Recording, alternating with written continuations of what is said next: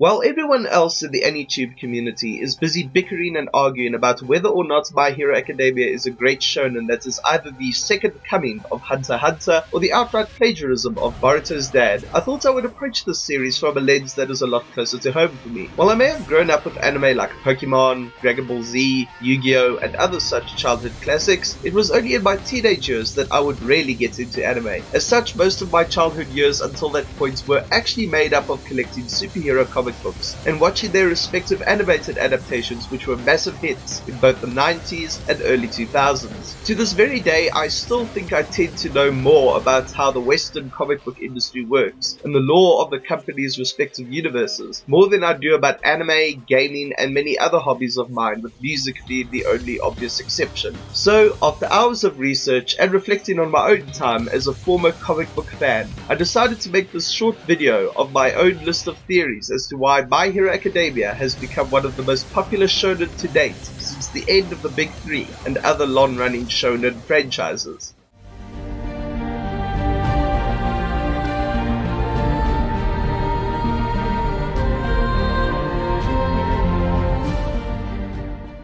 I'm sure you're all familiar with the old saying that timing is everything, right? Well, in the case of My Hero Academia, that saying couldn't be any more true. The manga only started publication in July of 2014, and its popularity skyrocketed with its subsequent anime adaptation that began airing in August of 2016. As you can already tell, all of this was already happening well over half a decade into the current superhero boom in the West, thanks to the success of the Marvel Cinematic Universe and, of course, Christopher Nolan's Dark Knight trilogy. I get the strange feeling that My Hero Academia might not be anywhere near as popular or successful as it is now if it had come out before the age of the Marvel Cinematic Universe or shortly after its twilight moments. I say this based on the fact that even though it is pretty strong as a shonen anime, it still tends to be compared to Naruto a lot, and considering the size and dedication of the Naruto fanbase, and of course the fact that it has to compete with the likes of the highly regarded Hunter x Hunter, it might have been dismissed as just another battle shonen series trying to imitate what has already come before. This would be unfortunate if that were the case, since it has clearly proven itself in many departments that, despite its similarities and expected tropes of shonen stories, it is more than worthy and deserving of its fame and impact not only in anime, but for the superhero genre as a whole.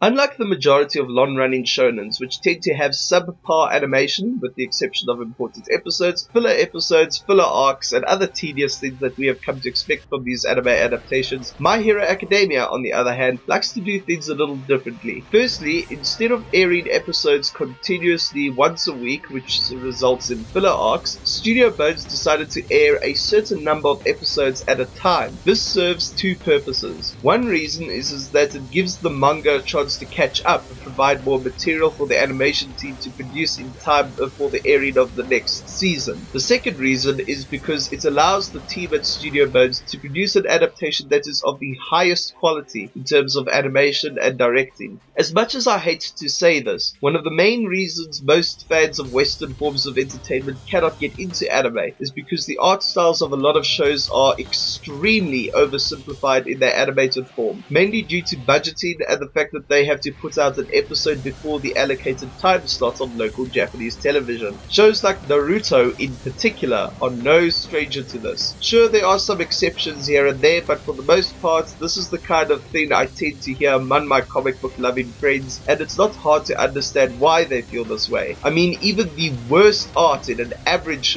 book can be more detailed than your average anime adaptation of a long-running manga, unless it's JoJo's, Dragon Ball, and a handful of others.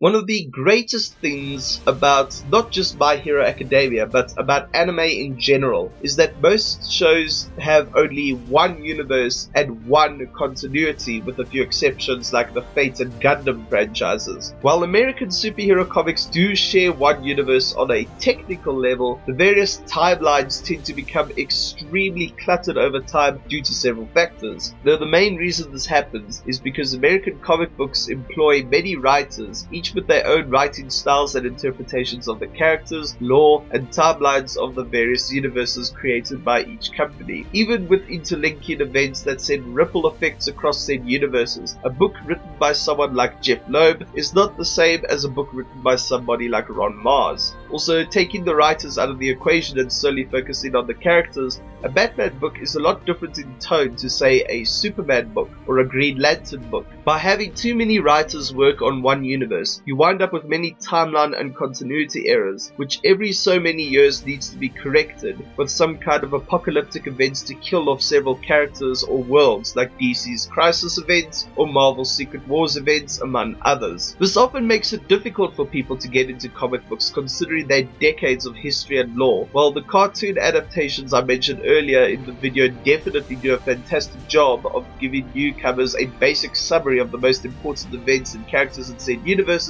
a newcomer will still have to dive through piles of books just to get even a basic understanding of the lore of each individual universe and character. This would require the newcomer to read tens of, or possibly hundreds, of solo books of each hero that makes up a giant super team in order to even relate to the characters on some level at all, since most team-based books expect you to just know everything from the start, unless it's something like X-Men or Fantastic Four, in which case you can just jump in, as these books were team-based stories from the beginning. My Hero Academia has all the characters, both established and new upcoming ones, gathered into one book and one show, and it doesn't require any kind of research and homework to jump in and enjoy it. Plus, the fact that most manga are written and illustrated by the same author during the course of their publication means that you will usually have writing that is a lot tighter and more consistent than their Western counterparts. Also, since the art never actually changes, this means you will never be forced to skip a chapter of the manga, unlike comic books where fans can skip a run on a book if they aren't a fan of the artist working on their favorite books, and then just look up a summary online or read a massive encyclopedia that drops every 5 years or so.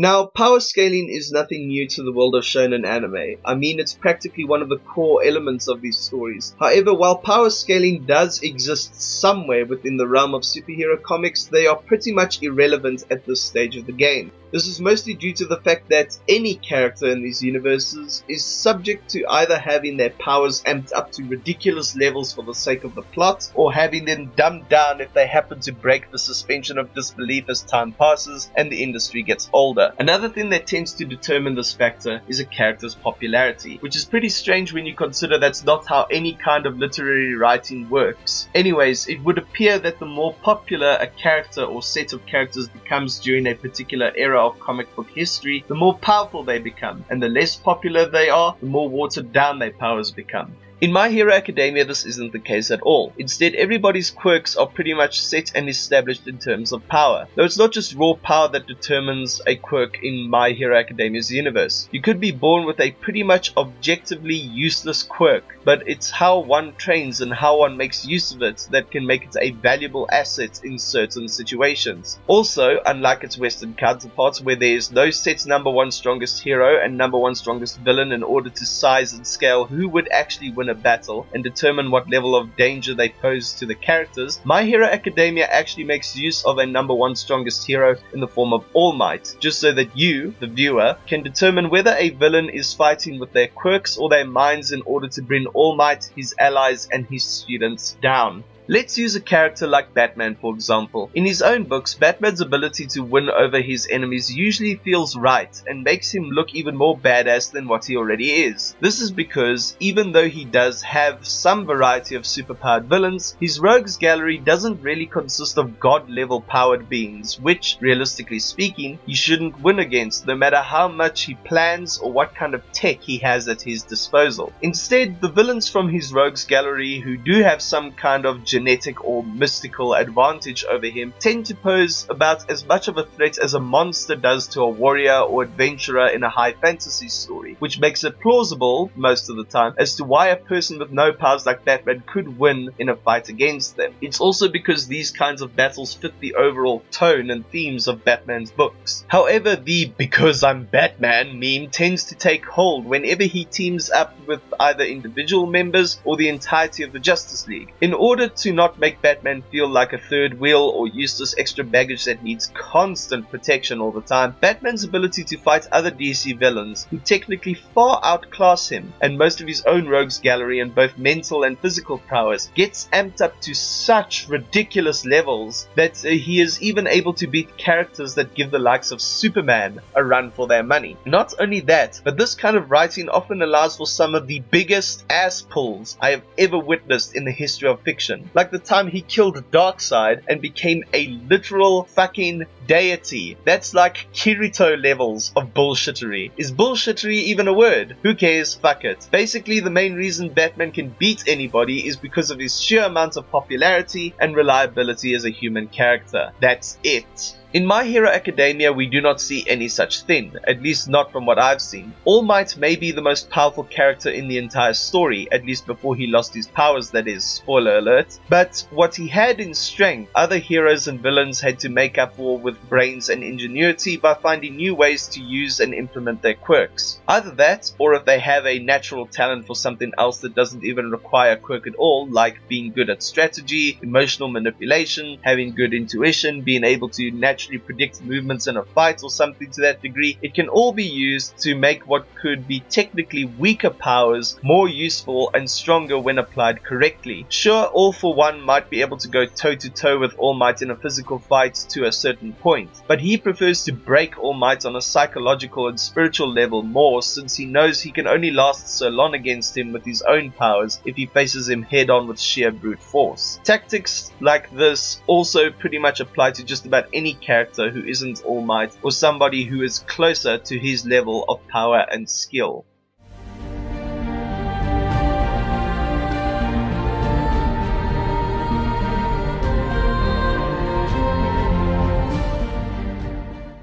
Okay, so this one I wasn't able to confirm 100%, but I'm going to do my best to explain why I believe Kohei Horikoshi's art attracts so many comic book fans to the manga and the anime. Judging from the man's line work, his choice of color palette and coloring style on the individual manga volumes, the extremely exaggerated angles and anatomy of his characters, I would say that aside from the artists who created the shonen manga he admired growing up, Joe Madureira, one of the West's most renowned and respected comic book artists, definitely had an impact on his work. Almost everything from the way he structures his panels, the flow of them, and his use of very dramatic poses, bold, thick line work, and harsh shading all screams Joe Madureira in both style and flair. Each page of the manga is packed with as much energy and adrenaline as its animated counterpart, and draws your eyes in from the very first page. Of course, Madureira isn't the only possible influence, as there are many others that can be seen. So far, the only one he has really confirmed as a major influence on his work is the art of Mike Mignola, the creator of Hellboy, and who kids from my generation might recognize for the art style of the Disney film Atlantis. Then, of course, some people theorize John Byrne's art on Superman could be another key influence, especially for the design of All Might, albeit mixed with some elements of Goku.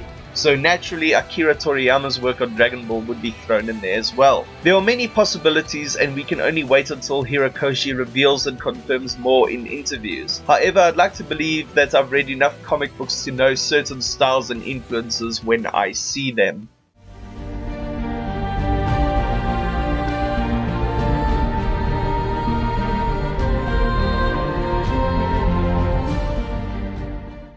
The final reason behind My Hero Academia's success is its writing. Everything from its characters, themes, world building, and tone brings about all the best elements that we love, not only from Western superhero comic books, but from shonen anime in general. It manages to be light-hearted and serious enough to make it fun. Plus, it actually has heroes doing the things superheroes should be doing in the genre. That is, unlike modern-day Marvel and DC, who have pretty much turned once iconic characters and their books into slice-of-life comedies, air quotes, that spew forth shitty extremist political propaganda that nobody wants to see or hear about in their fiction, that is supposed to be teaching us good values that just about every human being on the planet can at least agree with on some level for the past 7 or so years. But there are plenty of YouTube channels who discuss this particular can of worms in more detail for you to check out, so I'm just going to leave things at that concerning that particular issue. The characters, while still standard shonen tropes on the surface, are taken and often subverted to your expectations to keep the story more or less unpredictable, and even if you can somehow predict what is going to happen, it still manages to keep your attention and allow you to experience all the other awesome things that build up to that point. The characters are mostly all likable because despite their extraordinary powers and abilities, they are still human and are very relatable in a variety of ways. Not only that, but any flaws they may possess are immediately recognizable, and they often get a chance at redemption and growth as they develop over the course of the story. Speaking of development, most battle shonen stories tend to only have the main protagonists experience any kind of growth, both in terms of their abilities and their personality. However, as the tournament arc of this series showcased, Kohei Horikoshi allowed most of the cast a chance to develop further, as he continues to do so with each subsequent arc that he has followed. Each arc is short, sweet, and to the point, just like its fight scenes, which are very creative and don't last any longer than they need to, instead of drawing them out for as long as possible or inserting unnecessary side quests. As for the actual world, while it's a somewhat pseudo-realistic interpretation and outlook of what a world where everyone is super would be like, it is one that feels believable, alive, and unique from both a shonen anime perspective and a superhero comic perspective. The world kind of feels like if you took Naruto and combined it with the gripping and compelling themes, storytelling, and great character writing of the original 80s and 90s run of X-Men comic books, and the timeless aspects of Spider-Man's story that teach people about the importance of accountability, responsibility, and self-improvement, which is something that is sorely needed more than ever in today's society. This, ladies and gentlemen, are my reasons as to why My Hero Academia is as successful as it is today.